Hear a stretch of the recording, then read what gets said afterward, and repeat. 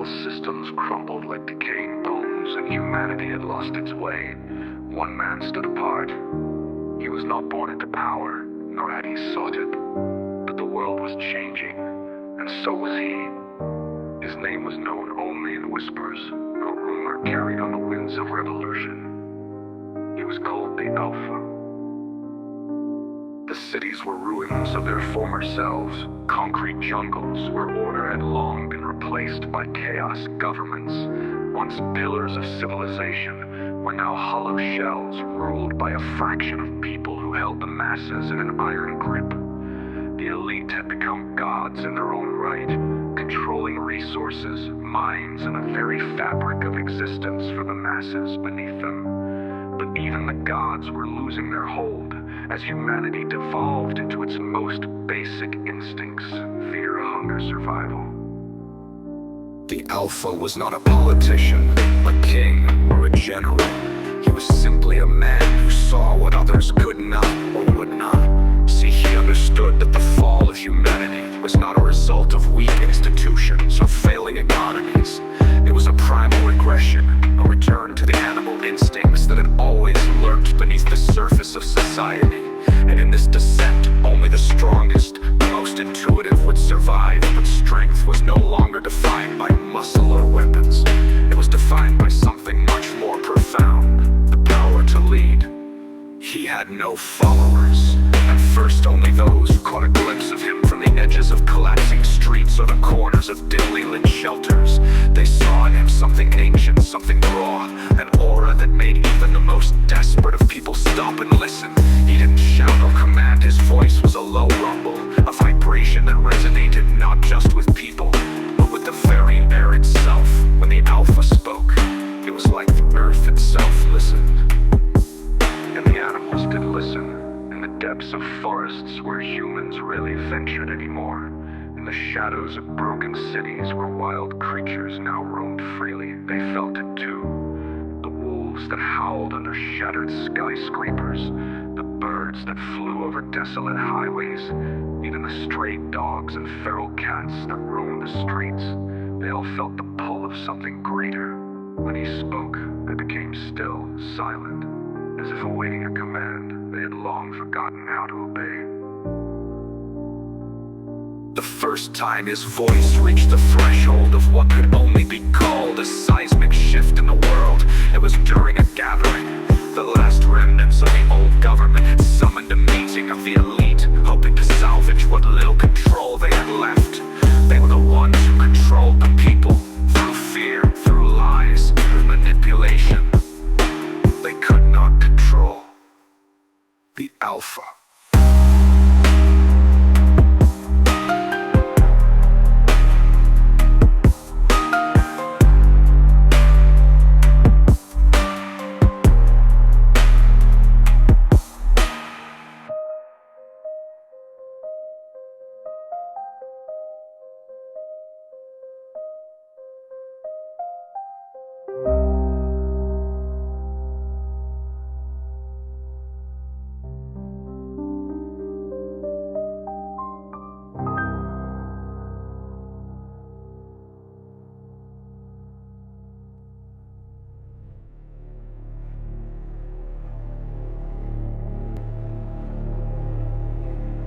He arrived unannounced, his presence cutting through the room like a blade through soft flesh.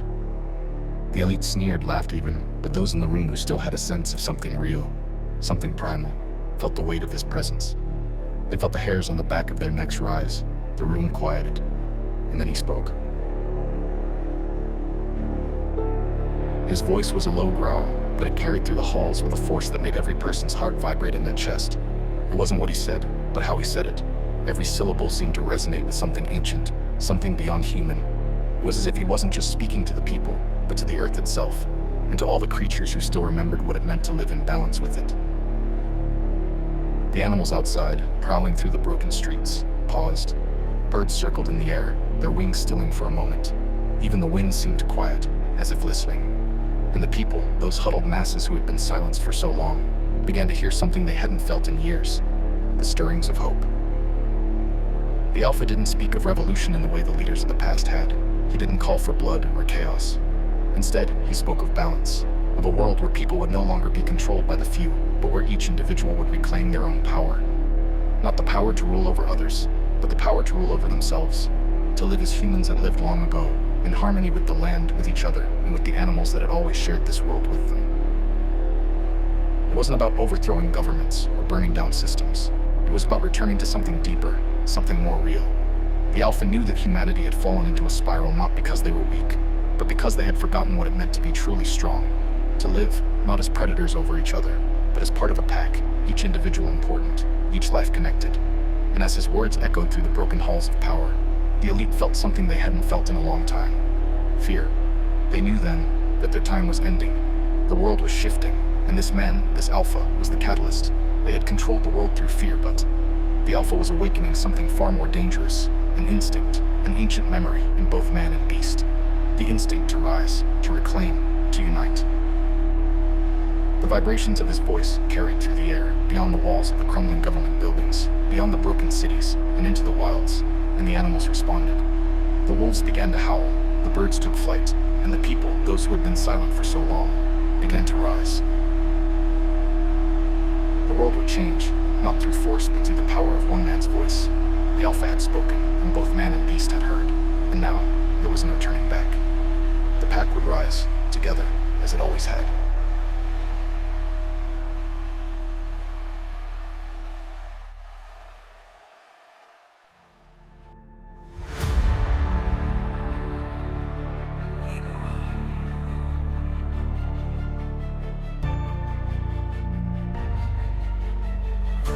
The elites knew that the Alpha posed a threat they couldn't afford to ignore. His words had sent tremors through the foundations of their fragile control, igniting sparks of rebellion among the masses who had been silenced for too long.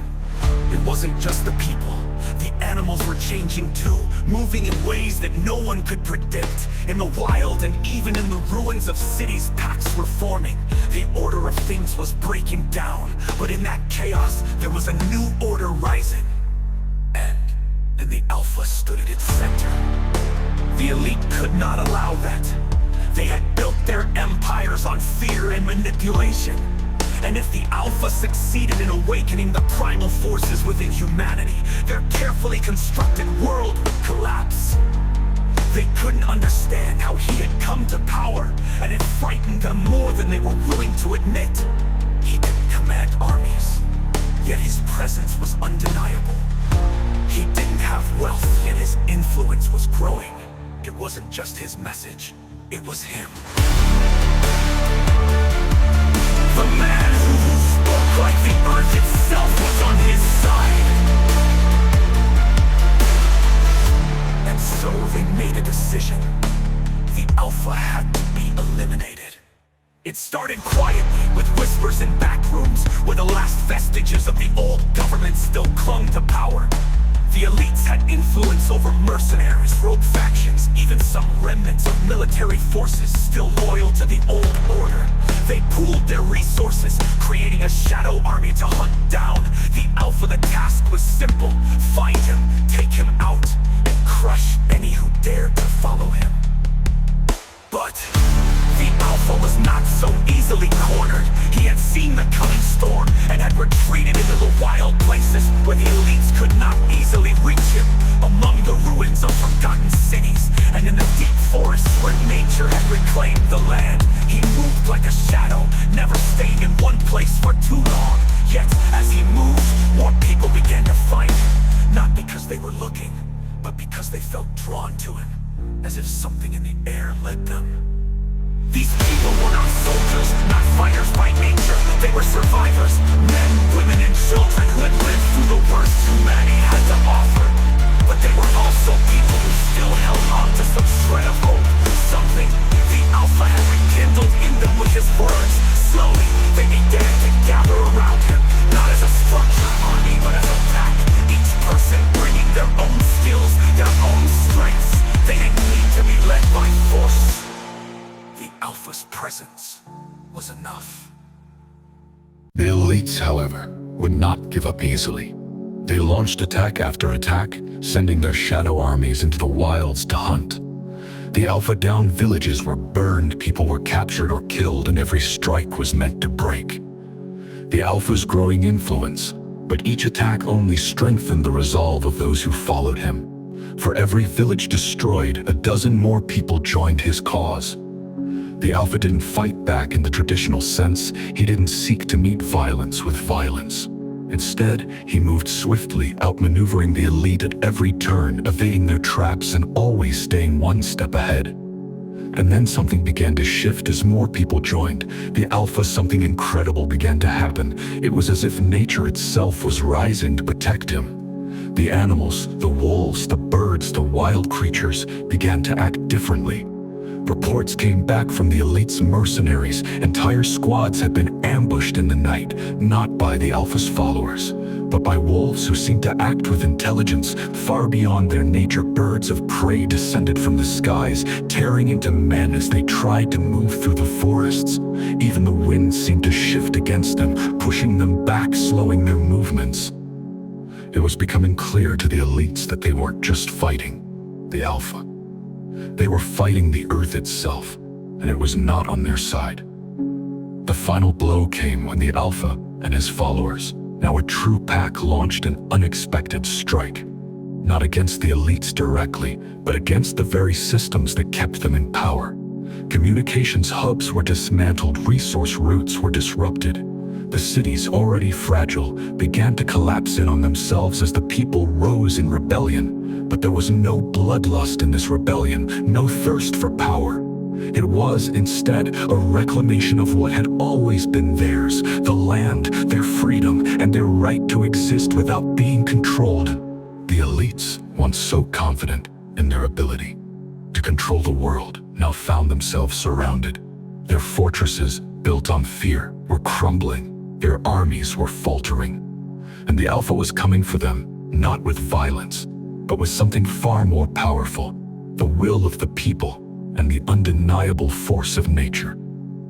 In the end, the elites were not overthrown by a single battle or revolution. They were dismantled piece by piece as the world returned to a balance it had long forgotten. The Alpha did not take their place. He didn't need to. The world had no need for rulers anymore. His work was done, and the pack would rise. And as the last remnants of the old world fell, the Alpha stood at the edge of a forest, watching as the cities collapsed into the earth. The wolves howled in the distance, and he knew that the time of the elite was over. The world had been reclaimed, not through power, but through unity. Man and beast, side by side, rising together as they always had. The Alpha had spoken.